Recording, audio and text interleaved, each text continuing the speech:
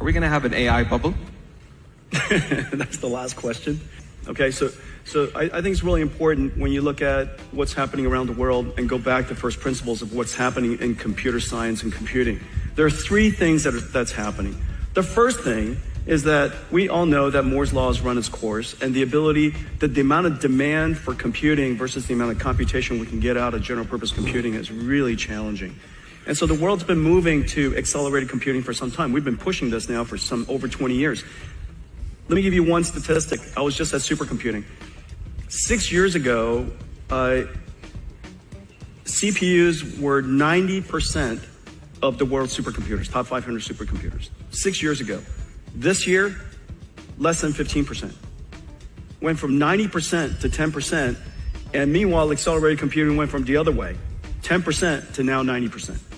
Okay, so you're seeing that inflection point, the transition in high-performance computing from general-purpose computing to accelerated computing. Well, one of the most data-intensive, one of the most intensive computation things that the world does in cloud is data processing. Several $100 billion of computation is done on just raw data processing. It has nothing to do with AI. Just SQL processing, data frames, everybody's names, address, their sex, their age, where they live, how much money they make. All of that sits into a data frame. And so that's the number one thing, end of Moore's law. The second thing, the last 15 years, is called RECSys, recommender systems. How do we know what information to recommend to us in a social feed? How do you know what ad to recommend to somebody? What book to recommend, what movie to recommend. The internet is so gigantic, without a recommender system, that a little tiny phone of us will have no chance of ever seeing the right information. That RECSys is the engine of the internet today.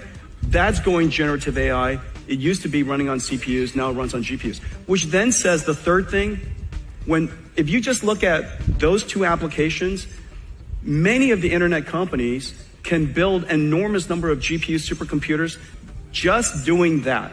Of course, then it creates the third opportunity on top of it, which is agentic AI. This is Grok, and this is OpenAI, this is Anthropic, this is Gemini. Agentic AI sits on top of that.